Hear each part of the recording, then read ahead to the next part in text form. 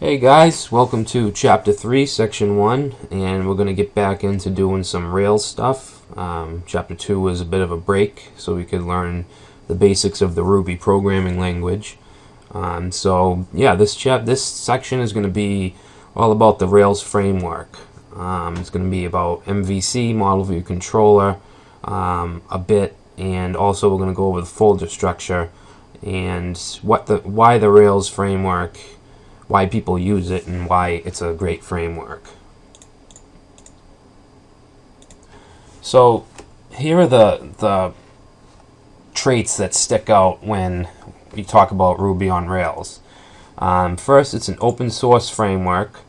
It's completely open source and under a liberal free as in free license, so you'll never have to buy Ruby on Rails. Now you can buy support and help and add-ons and stuff like that, but you won't have to pay for the core framework. And Rails is a full stack framework, and what that means is that just about everything that you need to start creating applications comes in the box. Rails makes it so you don't have to install any other dependencies or libraries to make it work. And the different layers of the framework fit together seamlessly. There's other frameworks that will have you set up loads of configuration files, set up your routing and dispatch functions, and a whole bunch of other crap that's not really related to building the actual app and what the product you actually want to create. All the file structures there, you saw it in Chapter 1. We just easily created a new app, and it created tons of folders for us and tons of functionality that is just taken care of for us. So that makes Rails really easy to work with, and just it was built for productivity. And Rails it's cross-platform, and what that means is that it's platform independent. So it'll run on all browsers. It'll run on multiple servers and environments. It'll run on Apache. You can run it on basically anything if you just configure the server correctly. But I would suggest, if you're going to write Rails apps, I would suggest using Heroku. Just use it as your host. It's very easy to deploy an app. You saw how we did it in Chapter 1. So I would definitely suggest deploying with Heroku. Data abstraction. So data abstraction, I can't talk today. It allows us to interact with the database, whether it's Postgres like we're using, or MySQL or SQLite.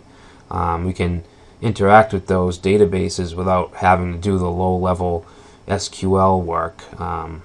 Like the models, other model view controller frameworks like, say, CodeIgniter or some other PHP framework, from experience, the models can get really cluttered and really just confusing, and that's one of my favorite things about Rails, is that it does that stuff for you. And it supports full active record functionality, so we can get and put things into the database very easily with Rails. Object oriented, obviously we've gone over that. Everything is an object in Rails. Everything from strings to numbers to even comparison operators like and or, those are even considered objects in Rails. You can perform methods on any object, but we went through that. Same goes for Ruby, obviously. That's what we're talking about when we talk about objects in Rails. We're actually talking about Ruby. And Ruby on Rails is opinionated software, and that's a fairly new term, and it means that the software or the system, talking about Rails, kind of but guides developers into doing the right way of doing things, of programming, of making web apps. There's a certain path or approach that a developer should take when dealing with Rails, and you don't have to. If you're a good enough developer, you can change things around, you can change the structure around, but if you are looking to do that, then Rails probably isn't for you, because it's definitely there's definitely certain ways that you should do things, and it doesn't really make sense to do them a different way if you're using Rails. And I'd say unopinionated. I'm having a real tough time talking tonight. Unopinionated software, like say PHP, for example, will leave the developer. The developer has more freedom of what they want to do, but it also isn't as productive and isn't as fast. So, and isn't as fun either. So, yeah. And convention over configuration, I briefly went over in chapter 1 and 2, I believe. And what that means basically is that there's specific conventions that we use when generating or creating files and directories to create controllers and models. For instance, a controller should be plural. If you're going to have a posts controller, it should be posts. And if you're going to have the model, it should be post. It should be singular. So things like that. Convention over configuration, which would be just frameworks that have loads and loads of configuration files to go through and change and so forth. So this is an overview of a standard Rails app file structure, and I'll go over it briefly. The R app right here, this is just our apps folder. The one we created was called My Ruby Blog, and we have all these folders in it. The app folder is the main directory that we'll be working in. It holds the entire MVC structure, controllers, models, views, and helpers. The controllers folder, it holds all the controller classes. A controller handles HTTP requests from the browser, and it also interacts with the model. It gets data from the model, and then it will render a view. It'll use the data from the model and the view to display it to the user. The helpers folder does just that. They help the controller and keep it uncluttered and just keep it tidy. Just random functions, methods, and stuff like that. The models is obviously where we deal with the database. It holds all the database classes. In other frameworks, this folder can get really messy, like I said earlier, but Rails keeps it nice and neat for us and easy to interact with. Views are just presentation files, usually HTML files that will be displayed to the user on the website. The layouts folder is also in the view folder, which is template files for layouts that are to be used with views. So this is where you would keep like your header or your footer and stuff. You're not going to include your header in every view, so you would have that in a layout. It's like a template basically. So that's it for the app directory. And then we have components, which just holds components, which they're usually small self-contained apps that will bundle the model, view, and controller. Config. Rails luckily doesn't have a lot of config files compared to other frameworks, but the ones that it does have is located here, and the one that you're probably going to use the most when creating a Rails app is the routes, the routes.rb configuration file, and that's where you can just change around your homepage, what view you want to use for your homepage, and if you want to change the URL to certain controllers. And then there's the database.yml file where you can specify the database you want to use for testing, development, and production. There's also an environment configuration file where you can configure the test, development, and production environments. DB is where all our database migrations will go, and it allows us to manage a relational database with scripts that you can generate or create. The doc folder is for documentation. Ruby uses something called RubyDoc. It's used to generate documentation for your code. It'll generate it automatically, and this folder includes all the RubyDoc generated Rails and application documentation.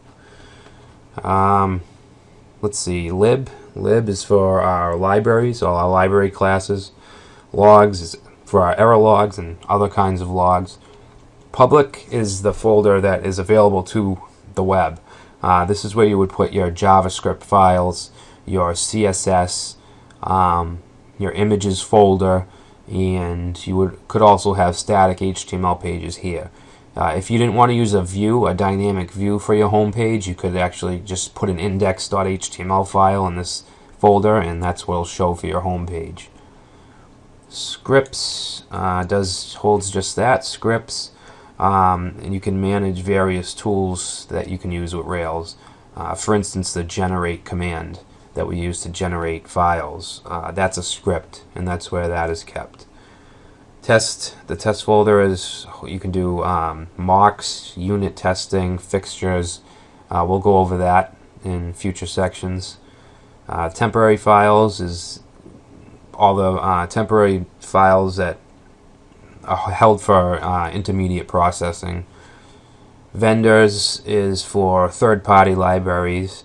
And then you just have the README file, just holds basic details about a Rails application. And then the rake file is similar to the Unix make file. It helps with building and packaging and testing the application. So that's the long, boring file and folder structure. As we go along, you'll get more familiar with them and know what does what. So here is, there's a lot of different workflows you can use for Rails. This one varies from what we've been doing, but I'll go through this workflow. This is very common. Use the Rails command to create the basic skeleton. So that's just the Rails new application like we did in Chapter 1. Actually, this isn't much different than what we did. Then we created a database.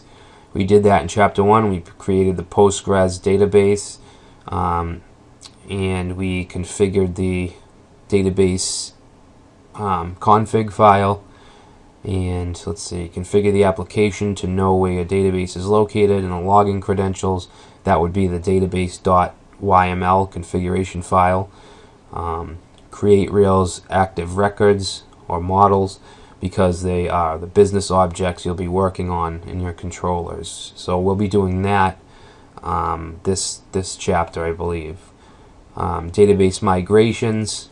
It allows for easy interacting with the database, and then we would write the controller code, which we'll be doing either in this chapter or the next.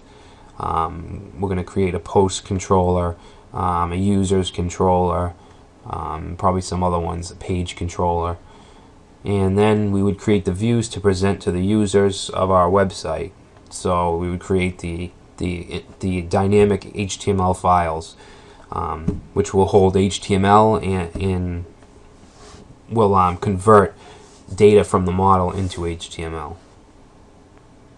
So that's it for this section, and we went over the Rails app framework and file structure.